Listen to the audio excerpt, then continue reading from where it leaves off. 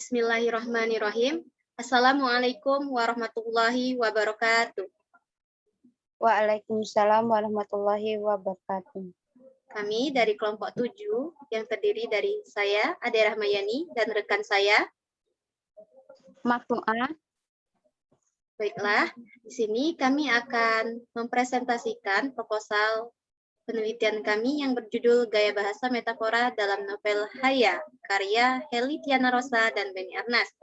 Dosen pembimbing sekaligus dosen pengajar adalah Iin Parlina SPD MPD dan Ernani SPD MPD. Baiklah, untuk memulai presentasi kita, sama-sama melapaskan basmalah. Bismillahirrahmanirrahim. Selanjutnya, rekan saya, Marfu'ah, akan menjelaskan tentang latar belakang, rumusan masalah, tujuan, serta manfaat penelitian ini. Pada saudara Marfu'ah, saya silahkan.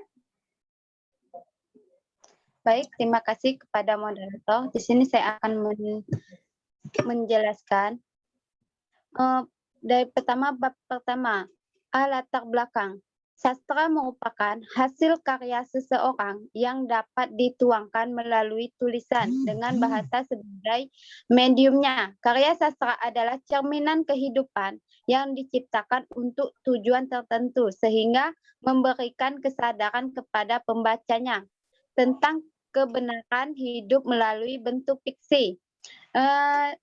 Di sini statistika atau ilmu gaya bahasa merupakan cabang ilmu linguistik yang memfokuskan diri pada analisis gaya bahasa.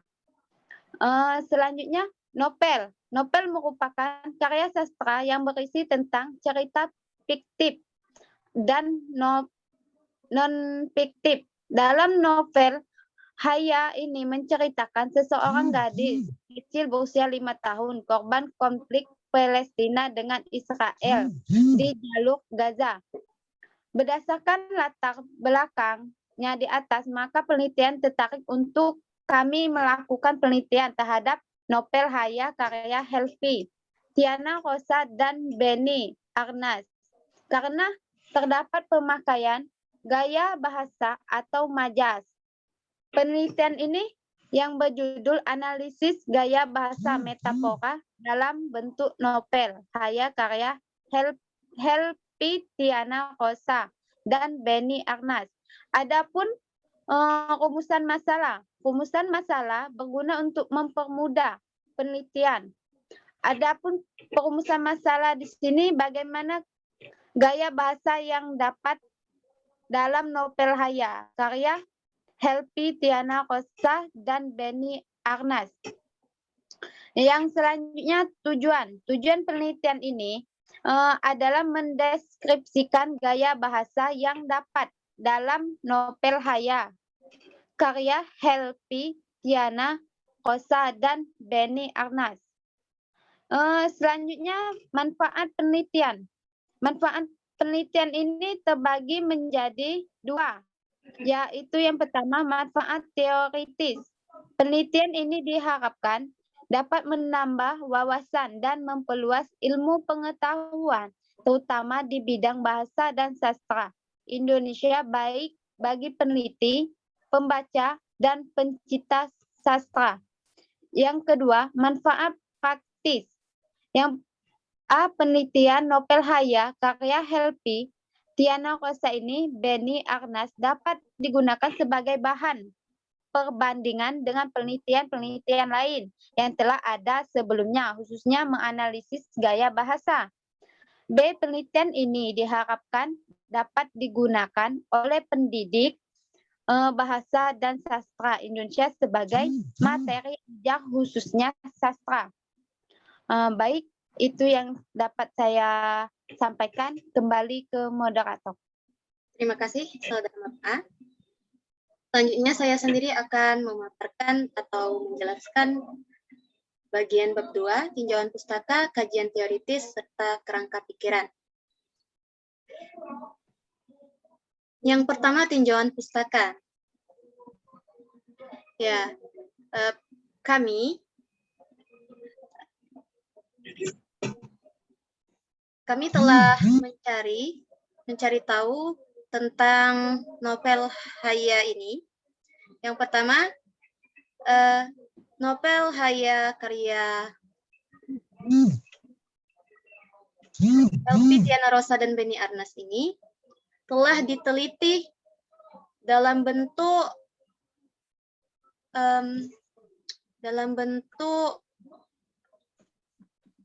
makalah, ada juga yang dalam bentuk skripsi, dan juga dalam bentuk jurnal. Nah, penelitian tentang novel Haya ini, sejauh pengetahuan kami, itu baru sedikit dilakukan penelitian. Nah, yang dapat kami jelaskan tentang novel ini, yang pertama, karya Heli Tiana Rosa dan Beni Arnas yang berjudul Haya, itu pernah diteliti tahun 2020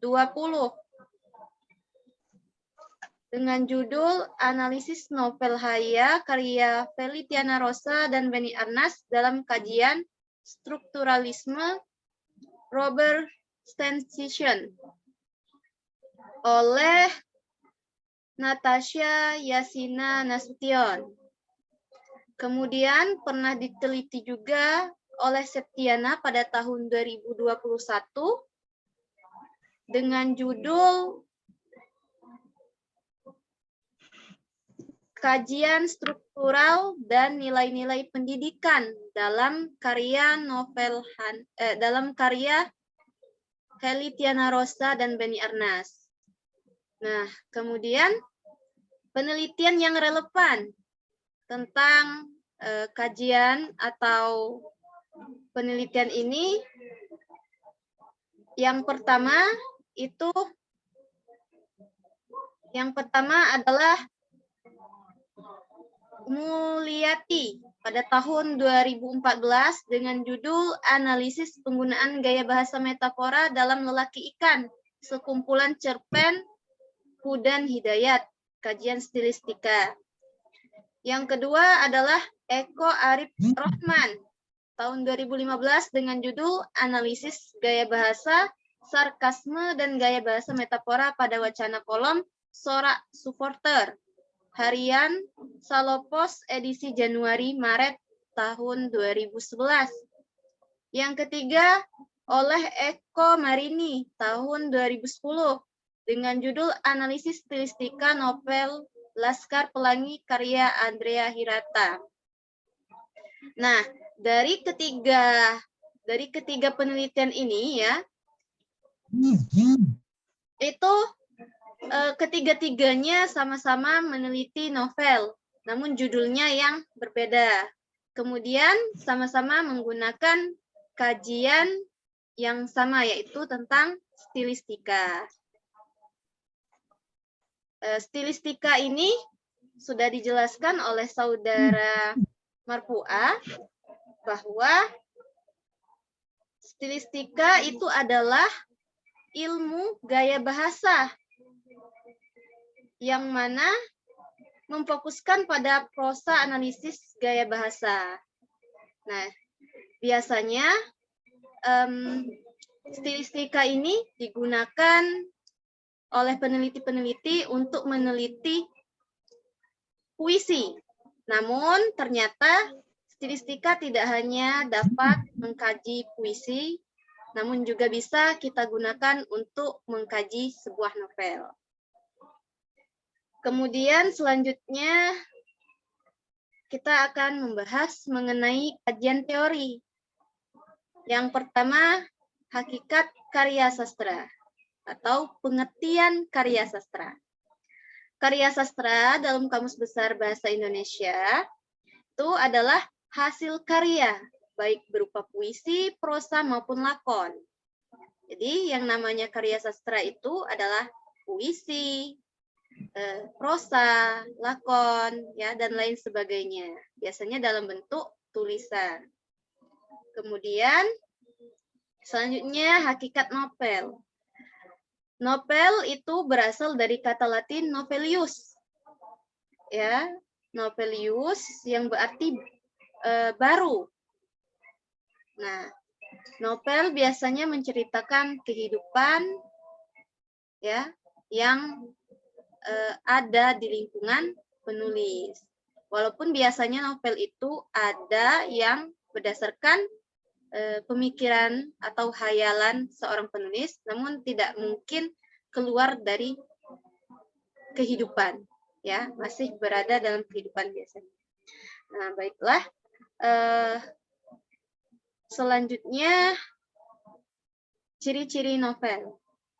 Ciri-ciri novel di proposal kami itu ada 7. Yang pertama, ditulis dengan narasi atau penjelasannya, kemudian didukung dengan deskripsi untuk menggambarkan suasana kajian atau peristiwa. Nah, jadi ciri pertama dari novel ini ditulis dalam bentuk narasi atau cerita. Yang kedua, alur ceritanya itu kompleks atau lengkap, tersusun antara paragraf pertama, paragraf kedua, paragraf ketiga itu mempunyai kesatuan. Yang ketiga, jumlah katanya biasanya di atas 10.000 kata. Ya, kalau di bawah itu termasuk di cerpen, bukan novel. Kemudian, yang keempat, minimal jumlah halaman sebanyak 100 halaman. Yang kelima, minimal dibaca satu buah novel itu dalam kurun waktu 2 jam. Yang keenam, skala novel lebih luas dibandingkan cerpen, itu tadi. Ya, karena cerpen itu cerita pendek, biasanya kurang dari 10.000 kata. Sedangkan novel ini minimal di atas 10.000 kata. Kemudian yang terakhir, sifat dari novel adalah realistis. Karena pengarang yang lebih tahu dengan situasi yang digambarkan pada novel.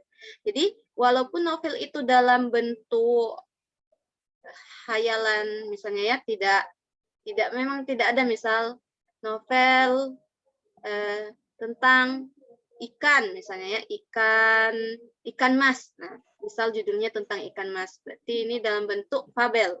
Nah, novelnya dalam bentuk fabel. Memang di sana ikan ini digambarkan seolah-olah bisa menirukan manusia. Nah, namun sifat-sifat yang ada dalam cerita ini ya, itu menggambarkan sifat-sifat yang ada pada manusia. Namun hanya tokoh-tokohnya saja yang dibuat berbeda-beda seperti itu. Jadi ciri-ciri novel yang terakhir adalah sifat dari novel adalah realistis. Jadi real dari kenyataan seperti itu. Baiklah, selanjutnya stilistika.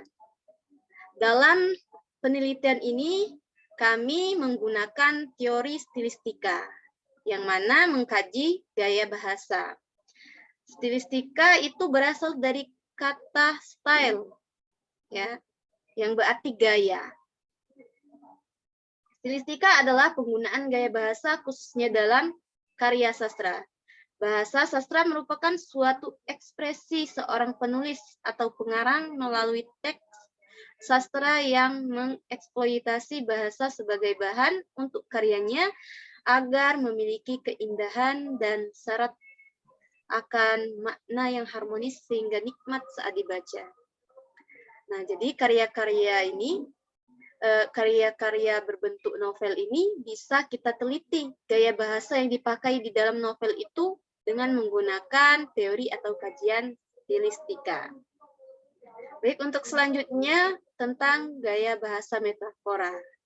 Nah, gaya bahasa itu atau gaya bahasa itu banyak sekali jenisnya. Namun di sini kami dari kelompok 7 itu mengambil garis yaitu meneliti tentang gaya bahasa metafora. Gaya bahasa metafora adalah perbandingan yang implisit, jadi tanpa kata atau seperti kata sebagai di antara dua hal yang berbeda. Kalau menurut Ratna, metafora adalah semua bentuk kiasan penggunaan bahasa yang dianggap menyimpang dari bahasa baku. Nah, jadi berdasarkan yang sudah saya sampaikan, itu bisa kita simpulkan bahwa gaya bahasa metafora adalah gaya bahasa yang melukiskan sesuatu dengan perbandingan langsung dan tepat atas dasar sifat yang sama atau hampir sama. Baik, selanjutnya ragam karya bahasa. Ragam bahasa metafora ya. Yang pertama, ragam gaya bahasa. Yang pertama adalah gaya bahasa perbandingan. Gaya bahasa perbandingan adalah gaya bahasa yang menggunakan kata-kata kiasan dalam bentuk perbandingan untuk meningkatkan kesan terhadap pendengar atau pembaca. Yang kedua, gaya bahasa pertentangan. Gaya bahasa pertentangan adalah gaya bahasa yang menggunakan kata-kata kiasan yang menunjukkan suatu pertentangan atau keadaan yang berlawanan dengan kondisi sebenarnya. Yang ketiga, gaya bahasa pertautan. Gaya bahasa pertautan adalah gaya bahasa yang melukiskan sesuatu dengan cara mempertautkan sesuatu dengan lainnya. Yang terakhir, gaya bahasa perulangan. Gaya bahasa perulangan adalah gaya bahasa yang melukiskan sesuatu dengan cara mengulangi kata, kelompok kata, frase, atau kalimat dengan maksud memberikan penekanan pada sesuatu yang dimaksud. Itu secara garis besarnya ragam bahasa terbagi menjadi 4. Nah, kemudian gaya bahasa metafora ini itu termasuk di bagian yang pertama, yaitu gaya bahasa perbandingan.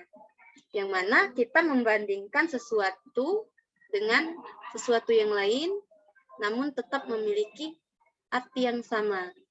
Contohnya tadi, misal ya, contoh dari gaya bahasa metafora, misalnya bunga desa. Jadi, kembang desa. Kita membandingkan antara bunga dengan seorang wanita. Baik, selanjutnya kerangka pikiran. Novel adalah sebuah karangan prosa panjang yang mengandung rangkaian cerita dalam kehidupan seseorang yang berada di sekelilingnya dan menonjolkan watak atau karakter dan sifat pada setiap pelaku. Bahasa merupakan media bagi pengarang untuk mengekspresikan gagasannya. Sedangkan bagi pembaca atau peneliti sastra, bahasa merupakan media untuk memahami karya sastra. Nah, jadi di sini kami dari kelompok 7 akan meneliti objeknya itu novel yang berjudul Haya, karya Feli Tiana Rosa dan Benny Arnas. Kami akan meneliti novel ini menggunakan teori stilistika dengan metode deskriptif kualitatif. Fokus kami di sini adalah meneliti gaya bahasa metafora yang ada dalam novel Haya tersebut. Baiklah, selanjutnya kita ke bab 3, metode penelitian. Nah, jenis penelitian ini ya, penelitiannya bersifat kualitatif. Data dalam penelitian ini bersifat kualitatif atau diuraikan dengan kata-kata. Dijelaskan dengan kata-kata, bukan dengan angka-angka. Selanjutnya, data dan sumber data. Data di sini adalah gaya bahasa metafora yang terdiri atas perbandingan. Kemudian teknik pengumpulan data, yang pertama baca, yang kedua menandai, yang ketiga mencatat. Kami membaca terlebih dahulu novel Haya karya Feli Tiana Rosa dan Benny Arnas ini. Dibaca berulang-ulang, kemudian kami akan menandai mana saja gaya bahasa metafora yang terdapat dalam karya Feli Tiana Rosa dan Beni Arnas. Kemudian kami mencatat semua yang sudah kami temukan itu. Baik, selanjutnya adalah teknik analisis data. Teknik yang digunakan dalam menganalisis pada penelitian ini adalah teknik analisis gaya untuk menentukan gaya bahasa novel berdasarkan teori stilistika, yang mana di sini kami tertuju kepada meneliti gaya bahasa metafora. Langkah-langkahnya, yang pertama kami mengidentifikasi data yang menggambarkan gaya bahasa metafora dalam novel Haya karya Feli Tiana Rosa dan Beni Arnas ini. Jadi kami mengidentifikasi dulu, mengenali dulu. Oh, ini ternyata yang ini dan ini dan ini. Jadi kami kenali dulu mana yang termasuk ke dalam gaya bahasa metafora dalam novel Haya ini. Yang kedua, kami mengklasifikasikan data yang menggambarkan gaya bahasa metafora dari novel Haya, Feli Tiana Rosa, dan Beni Arnas. Jadi kami mengklasifikasi dulu, mengkelompok-kelompokkan. Jadi mungkin masih ada misalnya ya gaya bahasa lain yang ternyata termasuk tadi ditandai tadinya. Nah, jadi kami mengklarifikasi. Yang ketiga adalah menganalisis data berdasarkan klasifikasi gaya bahasa metafora dari data yang menggambarkan gaya bahasa metafora dari novel Haya karya Feli Tiana Rosa dan Beni Arnas. Jadi setelah dikenali, kemudian dikelompokkan, selanjutnya akan dianalisis.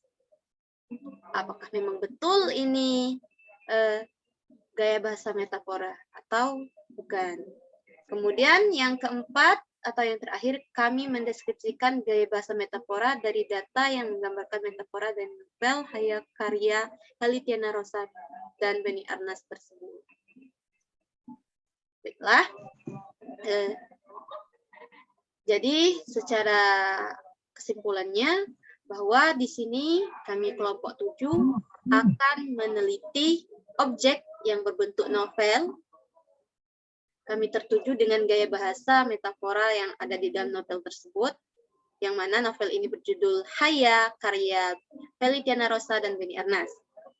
Mengapa kami memilih novel ini? Karena novel ini menceritakan seorang anak yang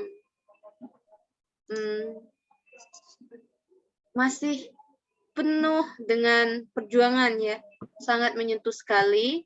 Kemudian novel ini masih belum banyak diteliti oleh peneliti-peneliti lain, tidak seperti novel-novel yang lainnya, di mana novel itu sudah sering sekali diteliti oleh peneliti-peneliti. Kemudian kami menggunakan teori stilistika.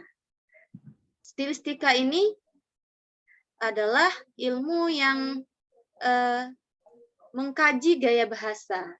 Namun biasanya jarang sekali stilistika digunakan untuk meneliti sebuah novel. Kami memilih stilistika untuk membuktikan bahwa teori stilistika ini juga bisa dipakai untuk menganalisis sebuah novel. Kemudian metode yang kami gunakan adalah kualitatif dalam bentuk kata-kata. Baiklah, mungkin itu saja yang dapat kami jelaskan, paparkan, atau presentasikan mengenai proposal penelitian yang akan kami laksanakan ke depannya. Saya sebagai moderator dan teman saya Marfuah, memohon maaf apabila ada salah kata dalam penyampaian. Kemudian kami dan kita semua sama-sama memohon ampun kepada Allah. Untuk menutup presentasi ini, marilah sama-sama kita melafazkan hamdalah. Alhamdulillahirabbil alamin. Akhir kata saya ucapkan wassalamualaikum warahmatullahi wabarakatuh. Waalaikumsalam warahmatullahi wabarakatuh.